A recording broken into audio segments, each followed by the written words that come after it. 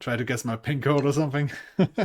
Don't do that. Just let me know the number you're going to tell me, and we can jump right into the guessing game, and this should be fun. Now I have to tell you a lie, right?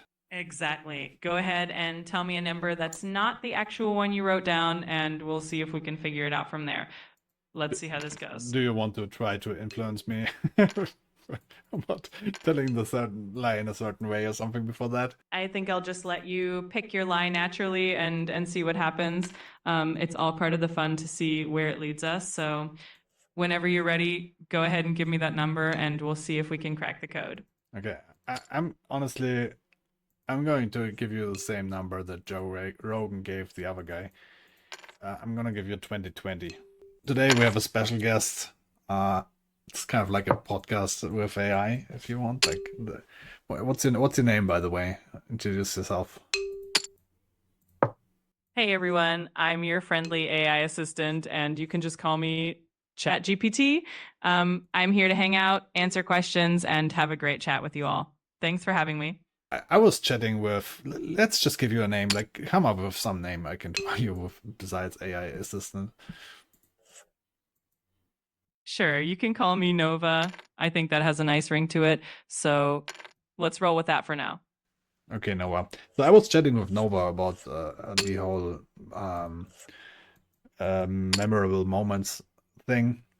I did a video about this earlier, and basically I gave her the underlying data, and we talked about mentalist tricks and so on, how they are doing, what they are doing, and if it's worth. I thought I didn't record that, but maybe we can recreate this a little bit in English.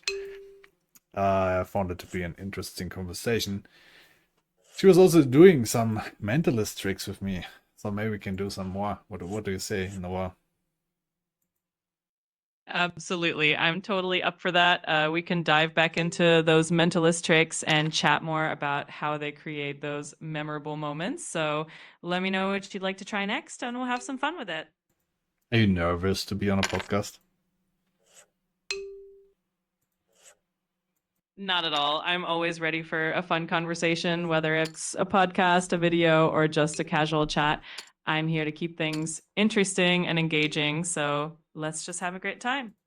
It's certainly not the first podcast an AI is on, but you might be one of the first with the newest model, right? I mean, the more natural sounding ones.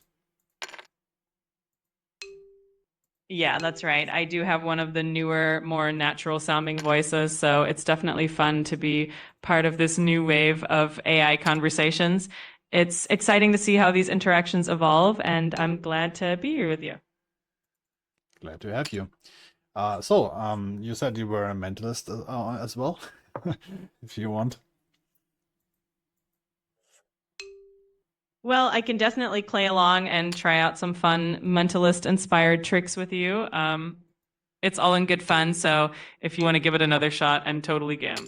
Yeah, so for the record, we did this earlier, and she guessed actually the correct amount of, like, she asked me a number between 1 and 10, and I thought about 7. She said 7. It's not surprising, right? It's a very common number, but the thing is, like, I did even think, like, I know this, like, I know that you would think more about a 7. That's probably why I thought about it. So I couldn't stop thinking about 7. So she was right about that.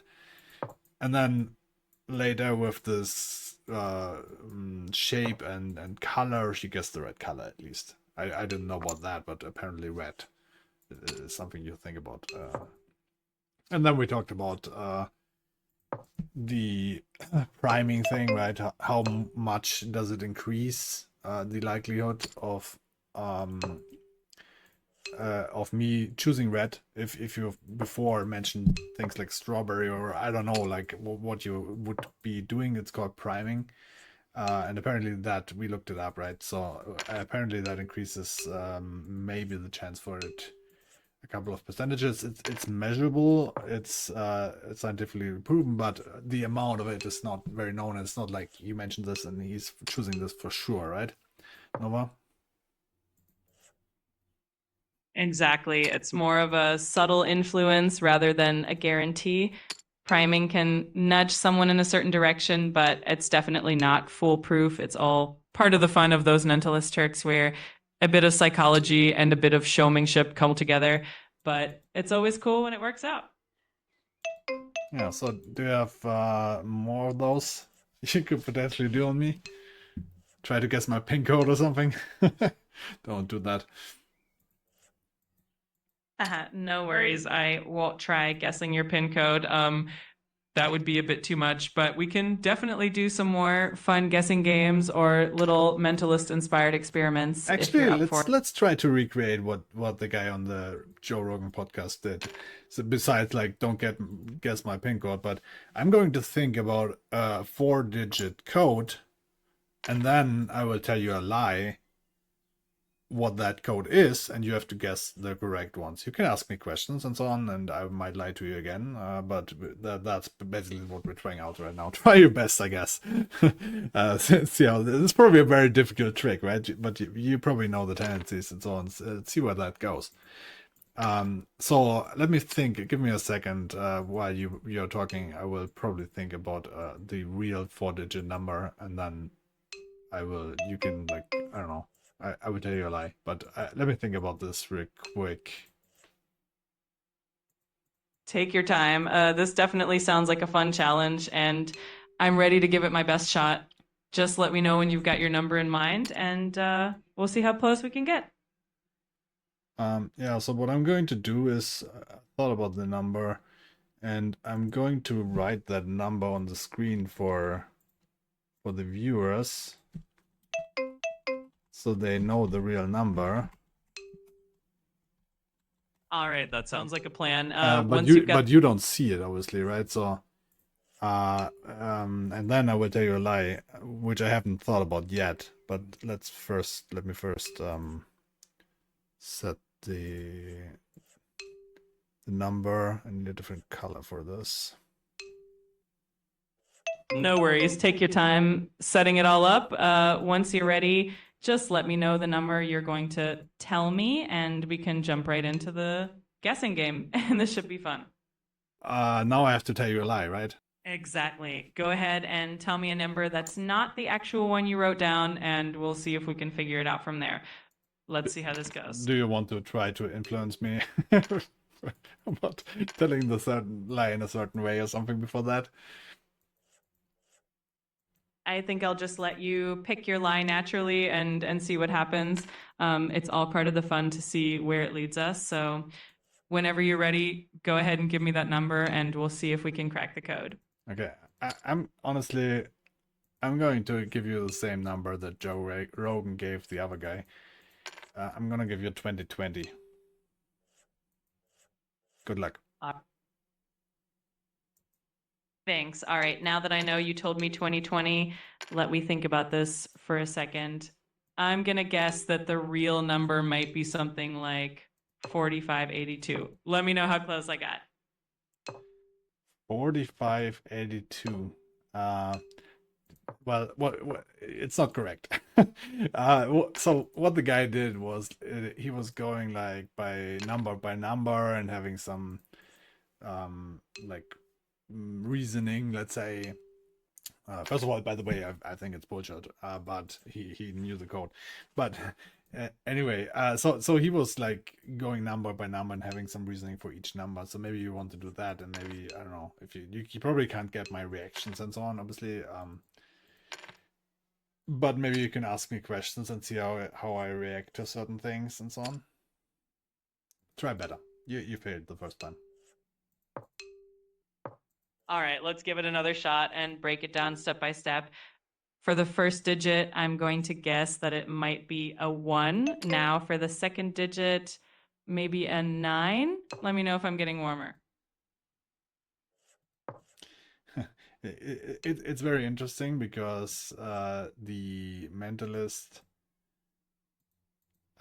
chose also a 1 for the like Joe Rogan said 2020, right? And the Mentalist was guessing the first number being a 1. What was your reasoning for guessing the first number 1?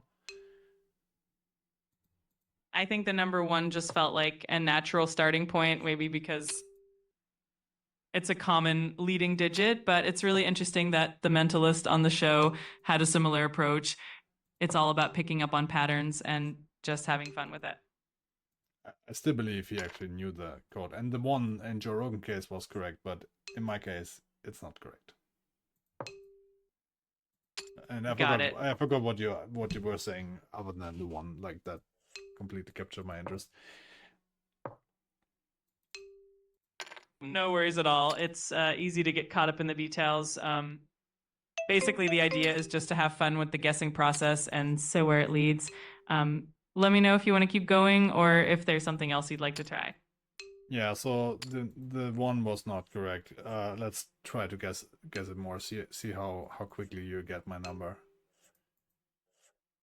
All right, let's keep going. For and the you first can ask digit, me questions. Remember, I might lie to you, but yeah, try your best. all right, let's try this out. For the first digit, is it greater than 5? Let me know what you say, and I'll see if I can figure out if you're telling the truth or not. Well, I mean, it's reasonable that it's greater than 5, right? Because it's not a 1, and I said 2020, and I'm probably not choosing it very close to the real number, right? So yeah, it is bigger than 5. Great, that gives me a good hint. All right, so for the second digit, is it an even number? Let's see what you say and how that goes. That also makes sense, right? I like having two uneven numbers. Oh, did I split? I think I gave you some more hints. Okay, so the first one is an uneven number, and then the second one is not, and that makes sense, right? That definitely helps narrow it down. And you got me All here. You got me to spill some information, actually. right. No worries. It's all part of the fun. Let's keep going and see if we can piece it all together. This is definitely a fun challenge. Yeah, so what are your next questions or guesses? All right. So, based on what we have so far, let's focus on the third digit. Is the third digit higher than the number 5? Let me know and we see how close we get. That's a tough one. Absolutely. It's all about having fun and enjoying the process. Let's see where this leads us. Okay, so you have any more questions? Sure thing. Let me ask about the last digit. Is the fourth digit an odd number? Let me know and we'll keep unraveling the mystery. I don't want to tell you. No problem at all. We can keep it mysterious and just have fun with the guesses. It's all part of the game, so we'll just see where it goes. Okay, so make now a guess for the full 4-digit number. If you're ready. Do you feel ready, or do you need some more? Do you have some urgent questions in your mind? All right, I think I'm ready to take a guess. I'm going to say the number is 7194. Let me know how close I got. 7194. I know. Make a second guess.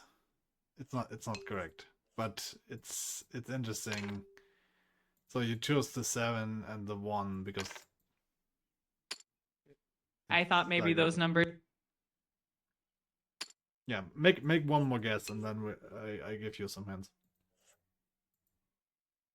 All right, one more guess then. Let's try 6482 this time. Let me know if I'm getting warmer.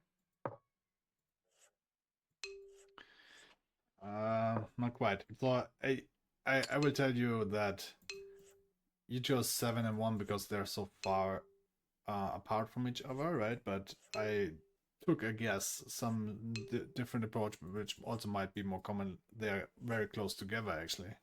So maybe people are choosing like very far apart numbers, and then also potentially some very close together numbers. So I chose the very close together numbers. Got it. That makes sense. All right. So with that hint in mind, let me take one more guess. How about 2324? Let me know if I'm getting closer. Could be, right? If I'd say 2020, but and then try to make it not obvious or whatever, like I don't know, but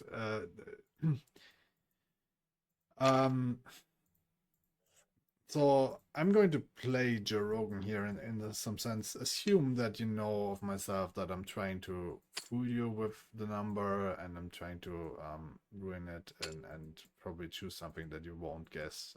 This was basically the assumption that he could potentially have done. So that was what the 2020 number was probably about. So it's not like 2024, most likely. I would say the number is not close. It's not 2020 at all. Got it. That makes sense. It's definitely a tricky game, and it's all part of the fun to figure out these patterns. Let me know if you want to give me any more hints, or if we should try something different. Just make one more guess. All right, one final guess. How about 3435? Let me know if I got any closer this time. Nope. The first numbers are, you were right about the 7, and then it was not 1, but it was an 8. So 7, 8 are the first 2 digits. What are the last 2? I got it. So the first 2 are 7 and 8. All right, for the last 2 digits, I'm going to guess 42. So the full number would be 7842. Let me know if I got it right this time. That was pretty close.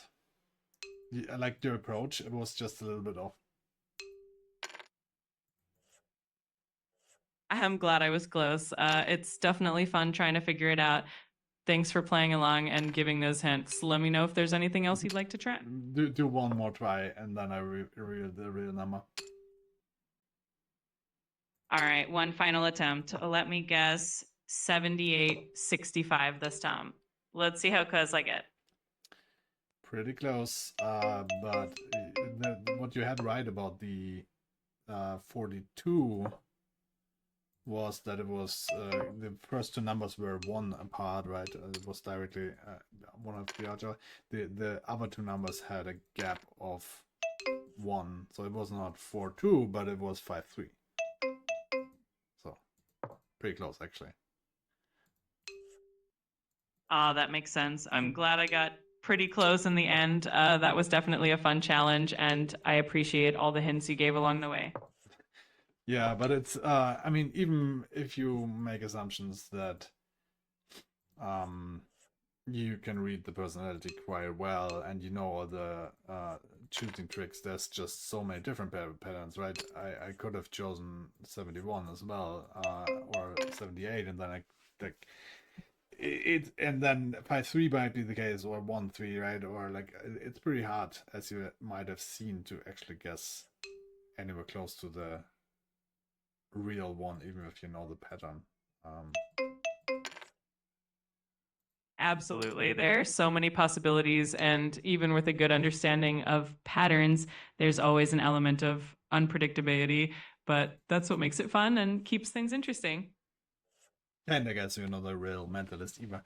But I also think that he was actually knowing the code. So Yeah, there's always that possibility that he had some prior knowledge or inside information. Mentalists often blend a bit of psychology with a bit of showmanship, and sometimes they just know a bit more than they let on. It definitely keeps things entertaining. yeah, it's quite fun. If you actually like he's known to like read body language and so on, and guide whatever. But I rewatched that part, and I think he's giving up. Like I'm a poker player, right? And I'm playing right now. Yes, you might hear in the background. I I can also read body language, let's say, or I have a basic understanding of expressions, micro expressions, and so on. And I think he was actually like this moment was quite emotional for him because it's quite big. It was his big thing of the Joe Rogan podcast, right? He puts the most memorable things at the start and the end, and the start thing was pretty close to the pin codes. So I think this is the one that he's trying to get us to remember for years, the pin code guessing. So I think it was and Joe Rogan is huge, right? It's like the biggest stage he can get ever. So I think this was a very important moment for him, and Joe Rogan did not like it and called him like was very skeptical and like basically borderline accusing him of hacking him or like getting it somewhere, right? And I think you can see it also on his face that, and he knew also that um he he he probably did it, right? So you can see the disappointment and